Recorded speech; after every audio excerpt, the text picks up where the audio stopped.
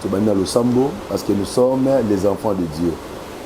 Seigneur, nous te rendons grâce aux Anzambo Bongalité, Kumisa Mana Sanjola Manayo, Bande Konyo, Subazula Nabiso Natango Oyo, Oazuli Bakwa Kolanda Biso, Kombo na Wende Tolama, na Kombo na Yesu Masia. Amen. Oui, bien-aimé, Nzambe na Likolo, Ayeba na Kopambo Labino, Nzambe Oyo, Ayeba na Kosela Bino Bolam, Zalingai, Mosali na Bino, Mosali na Zambe, le prophète Paul Kamoulete, a Pessibiso de Sulibaku, il y a Koko Tananzela, il y a Bilili na Tongo Alelo. J'ai quelques minutes où Nalina partagé dans des comment quelque chose, Nangito na fortifié de comment na Tongo Alelo. Vous savez, chaque fois que s'approche, chaque devant bas écran, ça dit nous apportons quelque chose qu'on a reçu du Saint-Esprit afin que Ekotananda Kunayo, Ekotana Vinayo, et Memelayo édification. Alléluia. Laisse que Dieu te bénisse. Nangina pression si quelque chose est reçu na Tongo Alelo. J'aimerais que tu touches la Bible là où tu es, au Tani Nanga dans Luc chapitre 7, à partir du premier verset. Tu connais très bien l'histoire, mais dans l'Indito Tangano ensemble, les jours suivants, Jésus alla dans une ville appelée Naïm. Ses disciples et une grande foule faisaient route avec lui. Lorsqu'il fut près de la porte de la ville, voici on portait en terre un mort fils unique de sa mère, qui était veuve. Il y avait avec elle beaucoup de gens de la ville. Le Seigneur l'ayant vu fut ému de compassion pour elle et lui dit, ne pleure pas. Il s'approcha et toucha le cercueil et ceux qui le portaient s'arrêtèrent. Il dit, jeune homme, je te le dis, lève-toi. Et le mort s'assit et se mit à parler. Jésus le rendit à sa mère. Tout fut saisi de crainte et il glorifia Dieu, disant, un grand prophète a paru parmi nous et Dieu a visité son peuple. Que Dieu te bénisse, bien-aimé, ce matin. Je connais très bien que tu connais cette histoire. Oyebili solo malam. La Bible parle d'une femme. Et cette femme, le dit que comme à une époque, Moko Mobali n'est à Koufaki. Cette femme est comme à une époque, Moko Mobali à Zalaki li souté. Mais vous savez, lorsque papa Zal sous la carte à foyer, et quand il y a une défaillance quelque part. Parce que même en réalité, c'est le père qui est le chef de la famille. Papa n'est à Simba Kalibota. Et cette femme, Bazaki Malam, Babane pour vivre bien. Zamba Pese Bangobo Moko. Arrivé un moment, Mobali est Koufa. Et cette femme, elle a comme Babengi Kombo est veuve. Pourquoi? Parce que Azaki sur la mobilité. Et son fils, Azaki Nyon sur la vie naïe. Mwana o Azaki Nyon sur la bobo naïe. À chaque fois qu'il regardait Elongia Mwana, Abande chef au Kansamagamo, papa Nenga Zalaki. Mais tout à coup, après un moment, la Bible dit que Mwana o aeko Koufa Lissous. Mais quand tu as passé na kata vie à moi moi chaud. Et quand tu as douleur na kata vie à moi chaud. Et quand tu as souffrance d'abord moi naïe. Talaka au Koufa le mobile. Okufe lisou mwana et ça a quelque chose et qui t'a connu Mamoutou. La Bible dit que cette femme avec okufe la mwana yé. Matanga et salemi ndenge partout et salemi matanga et salemi partout ndenge to basalaka. Mais solution est sa magité. Laisse-moi te dire une chose. J'aimerais toi qui suis suivre la prédication et donc comment koufa qui na vie na yo c'est quoi. Mais apport ya batu gloire à Dieu et ko sunga yo. Mais ça ma ramuso spirituel et c'est une intervention yé mo Zambé likolo. Et cette femme azaki na batu balela ki na ye. Batu ba ki ko compati na ye. Mais na bisika passe tika bisayo eza misu bacholaka. Misu pe baloba qui mais cette femme c'est comme si elle a un problème spirituel. Comment Mobali a koufi? Moi na mon père a koufi. Bien aimé, il y a certaines choses où ils ont comme l'eau peut-être même ma propre nékono va comprendre. Est-ce que réellement Yozana Zambé? Est-ce que réellement tu pries? J'aimerais encourager quelqu'un qui me suit dans ton walelo. Chrétienne passionnée au lenga comme Yesu Masia. Laisse-moi te dire eloko moko kabolona bolingo na Zambé. Parce que la Bible dit il se lève toujours pour na kosala quelque chose dans la vie à moto. Tigana biso tangu passe ya na bomo ya mutu, ba voix est outaka partout. Tamu chose on déjà découragé. Tamu so vandi on ozonga suko sambela te. Pourquoi? Parce que batu ba comprendre sous vie na yote. Rien ne marche si ta vie. Ozaki na mobali bokabona mobali. Ozaki na ba moyen silio. Même yo mo se poser ba question lisu muni na sali. Même ba pemeno ba comprendre qu'est-ce qui se passe. Ezaki pe le lenge moko na vie à moi na moi show. Après avoir ko perdre mobali na ye, ay ko perdre na mwana. C'était difficile sur sa vie. Basali matanga nde sengeli basala matanga. Ba cotisation et salimina quartier. Cette femme espoir na ye sekendaki. Moi je ne savais plus comment resassu na bomo na ye. Héritage na ye tikala ki moi na ye. Consolation na ye tikala ki moi na ye. Cette femme a pleuré mes solutions et sa magité. Elle a pleuré solutions et sa mité. Pour elle c'était déjà fini. J'aimerais dire à quelqu'un ce matin au Landanga, peut-être quand on a un message où tu pleures déjà. Tu te poses la question, est-ce que Nzamba a sous quelque chose? Tu te poses la question, est-ce que Nzamba a soutenu Sunga? Pourquoi? Parce que lorsque tu regardes ta vie, lorsque tu regardes tout ce qui se fait et marché, comme aussi cette femme, à chaque perdre qui espoir. Pourquoi? Parce que tant qu'on sous image à cercueil, alors bien où est Sili, lorsqu'il y a Bayena à cercueil, avant nous que réalité pendant ma rebandi koya. Laisse-moi te dire, le diable peut te montrer des choses. Satan a compté l'histoire que comme une souka. Le diable peut augmenter la souffrance de la vie na yo pour paniquer aux gens à Sima. Mais il y a un homme, je vais t'annoncer ce matin, même dans Katia Kunda Landaramutu, il y avait un prophète dans la Bible à Sakufa Akala. Mais Baké Kunda Mutu, Mutu Koué Nikolo Mikou Mose Nazambe, a vie. Rien n'est encore trop tard à Dieu. Je te présente un homme ce matin. Je te présente quelqu'un, qu'il y a un homme qui est capable, même na Katia Libulo Bankos, même Sika Beska Bakot Tarate, il est capable au Kota. C'est pour ça lorsqu'il va péquer ici Daniel Kosambela, cet homme de Dieu a continué sous 3 fois par jour la prière, parce qu'il savait que même na Katia Fosse Balion, le Seigneur est capable au Kangamino Balion. J'aimerais annoncer à quelqu'un ce matin, cette femme m'a laissé Sila qui est. Premier jour à Léli, deuxième jour à Léli. Tant qu'on dit au monde que Katafa et ça c'est sérieux. Serke et c'est sérieux. Mais là, vous oubliez que dans il a crié à un homme. Et ce nom c'est Jésus-Christ. Tu es là, tu me suis à ce moment. On y met là Yesu Massia. Mais pourquoi le diable te panique? Le premier jour, tu avais dit, Nayami Yesu lokola mo continue au bik ici. Qui te panique, ma sœur? Qui te dit que tu n'auras pas de la stabilité? Qui te dit que Christ t'a abandonné? Il y a encore quelque chose. L'intelligence de l'homme est toujours différente de Dieu. De même que le ciel et la terre sont séparés, de même que pensée à Moutouna Zambéza séparés.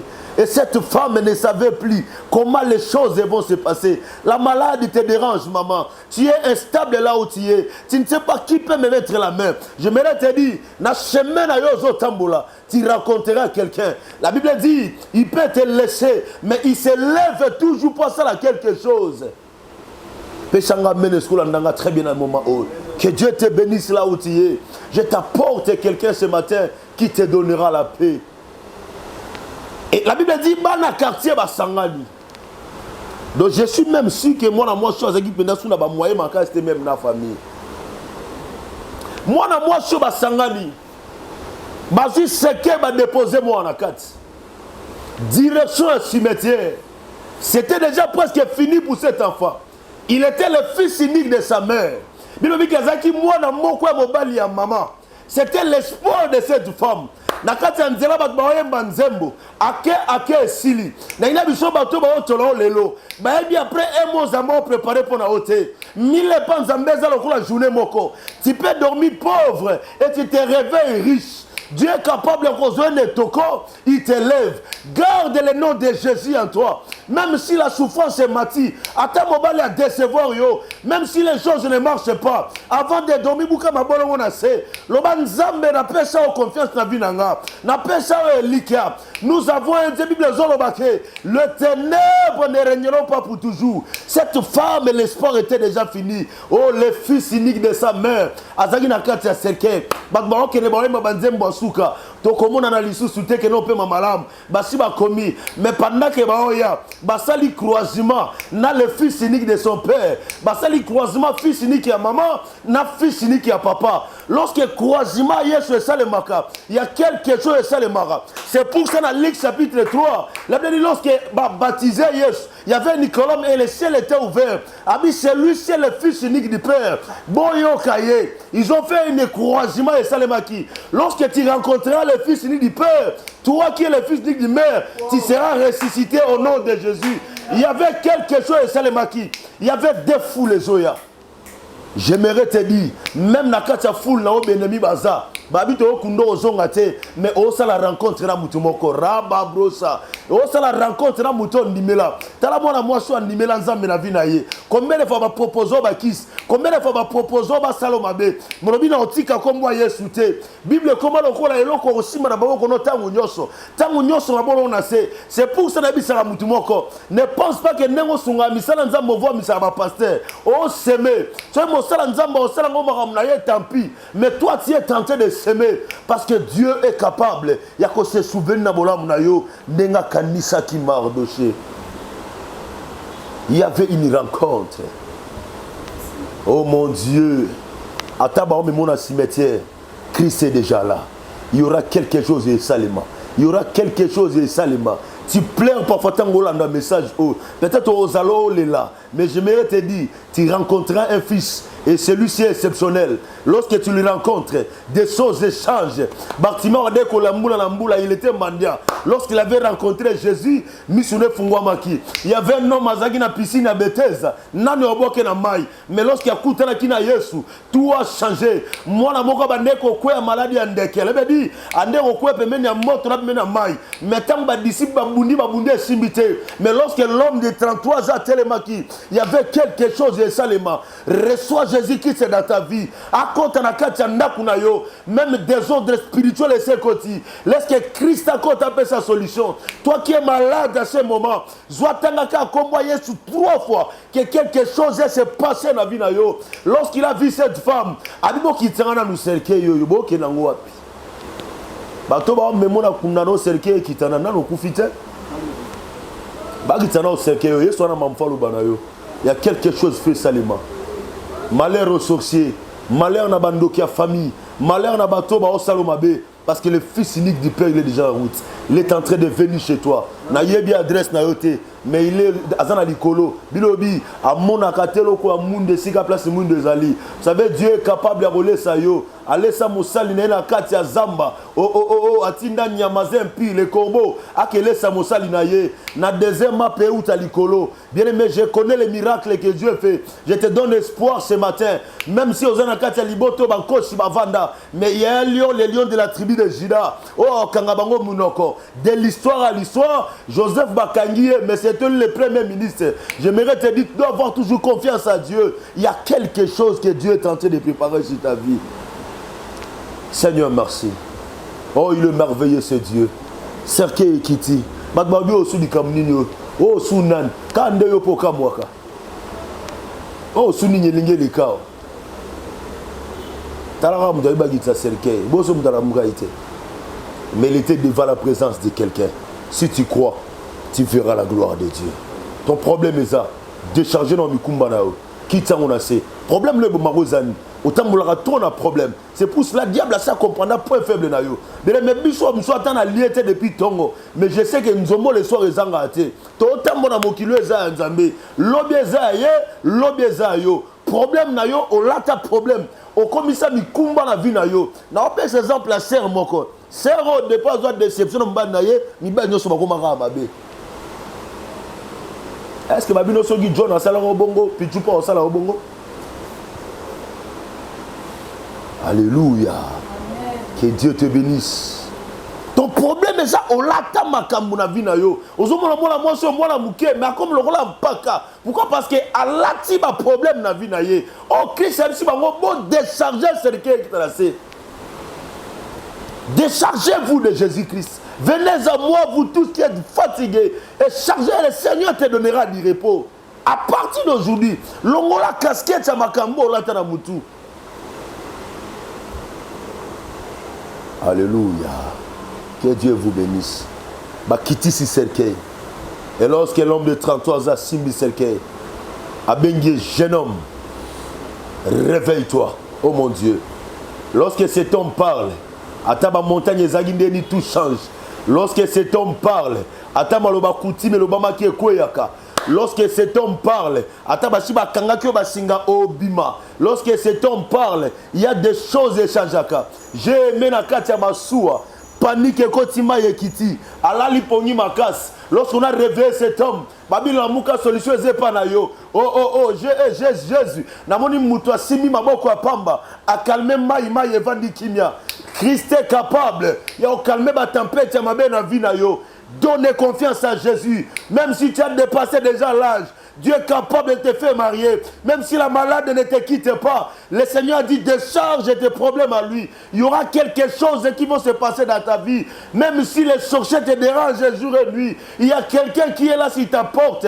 Pendant que je parle ici, il est en train de frapper sur ta porte. Ton père ouvre seulement ton cœur. À compte avant Nakatinayo et il va travailler en toi. Oh, il est merveilleux, ce Dieu. Bavu Serke Bakit ici. Et la Bible dit, jeune homme, réveille-toi. Que Dieu parle quelque chose dans ta vie. Quelque chose est sekwa lisu na vie na yo. Quelque chose est lamuka lisu na vie na yo. Au nom de Jésus. Nyoso bandoki ba kondalaki. Nyoso bandoki ba bombaki.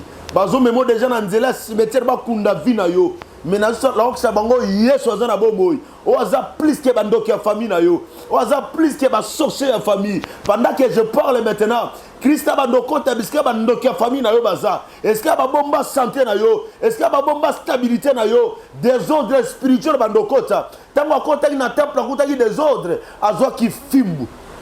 Et abanda ko frapper. Nango ça la service onanga tango landanga. Simba n'importe quel logo za la film. Touche ça maintenant. Que ça soit à la ceinture et logo nyo ça quoi film. Ozobi sa Yesu Masia. Kota na kati ya temple ezabo moinanga. Des ordres nyos. Oh ba koti ici. Mibi ba koti, ba destructeur ba koti. Que Dieu commence à frapper. Yesu bandako frapper et commence à prier maintenant avec moi. Commence à prier. So que za bokilo no mtasala ko bongo, tango zo beta fimbo ko kasango na ye. So que za ndeko na yo propre, tango zo frapper zo que dans le monde spirituel. Laisse-moi te dire, geste nyonso to sala spirituellement et kontaka. Avant que na ke no chité. Maman bokilo mo anolinga moi si ya moi na été. Ayo kana raté. Akanga robote ya moi chez moi na moi c'est bota raté mais alors taka ma boucle soit que prophétie ka mamour comme ça qui maté akando ki boy azuma ya moto toxi na ndako mo sanza ma bizoka ma moto na baka na tumi mutu nyonso wa kombata vie na ngai bien aimé a tokisi ma ya moto azu asambeli par la foi a boa kiango libanda zoka kuna place maman nazali kake ya moto gitelié qu'on négligera ba combat spiritualité. Tout geste qui tu fais spirituellement compte. Tout compte dans le monde spirituel. Au quotidien, dans le service, on bête film, on soit de la jarvina yo. On soit content na kati ya temple ya vina yo. Pour que ça désordre que Nzamba a frappé na kombo na Yesu. Ton maudit bandoki nyo soit famille na yo. Bandoki ya ba quartier, bandoki siko vandi, Nzamba coincé bango au nom de Jésus. Mutu nyo soit yebi problème na yo sans que ba likam na ye. Nzamba frappé na kombo na Yesu. Il est merveilleux, c'est Dieu. Nzamba pambola. Je mets à la maison, tu vas lire Psaume 59.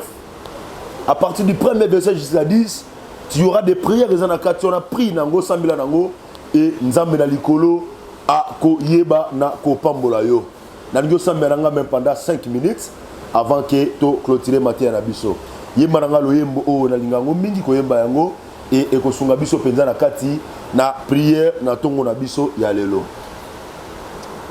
Amina yo yo yo we, amina yo yo yo we, amina yo yo yo we, amina yo yo yo we, amina zambe na bana ye, mina zamba bolingo ye, amina zambe na bomoi ye, mina zamba bolingo ye, amina yo yo yo yo we.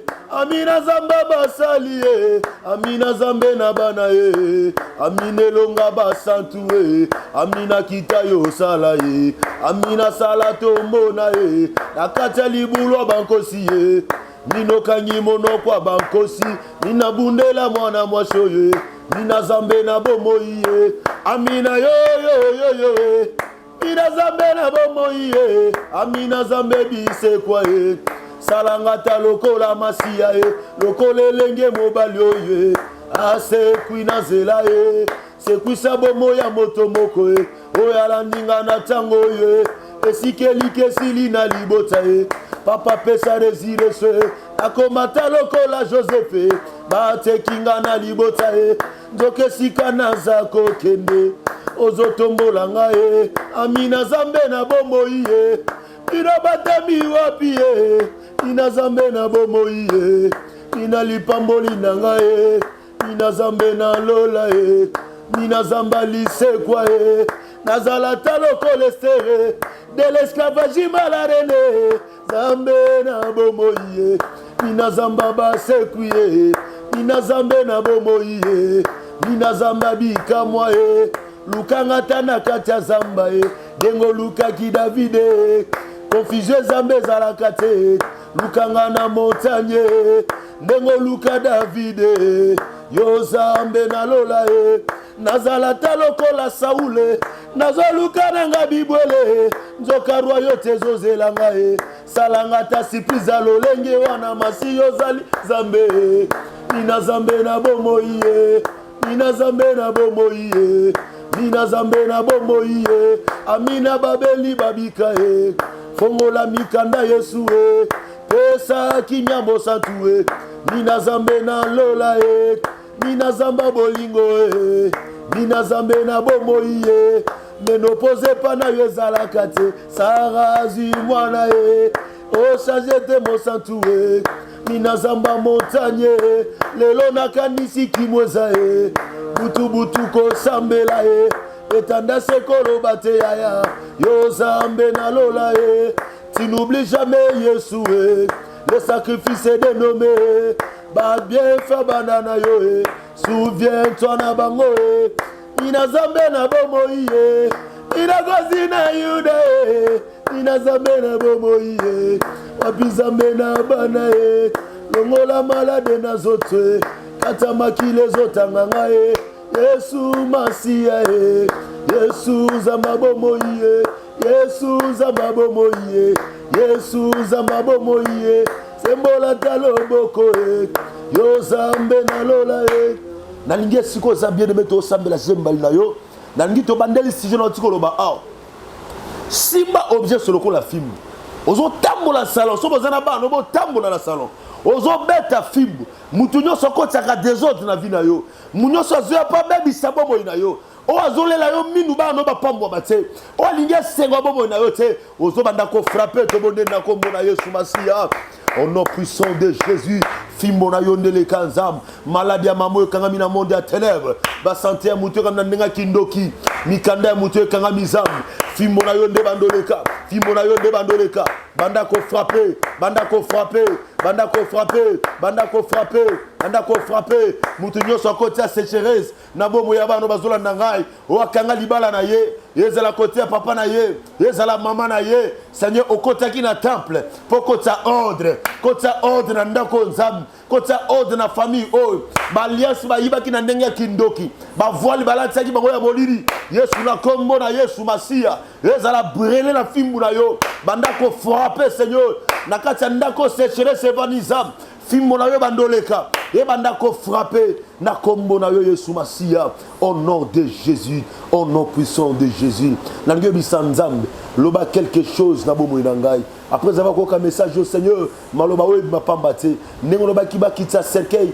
lobi na mwana mbali oh jeune homme lève-toi à télémaki parle quelque chose sur ma vie to boneli par loba na kombo na Yesu Seigneur parle quelque chose na kata libota oh loba moko na kata na famille oh loba moko libota webika loba moko bakangolama na kombo na yo Yesu Masia na kombo na yo Yesu Masia na kombo na yo Yesu Masia parle Seigneur ndengoloba kinzambe na bomo ya mwana ona seke que lève-toi ndenga tele makizambe loba pona mama oya bika loba pona ba sœur oyo loba pona papa azula ndangai na kombo na Yesu Masia au nom puissant de Jésus lève seulement ta main là où tu es je vais prier éternel Dieu tout puissant bénis ton peuple oyo balaninga na tongo lelo kombo na yo kumisama moko na mo bande ko mema déjà na destinée liwa de la mort à la résurrection à ce qu'on a comme Yesu.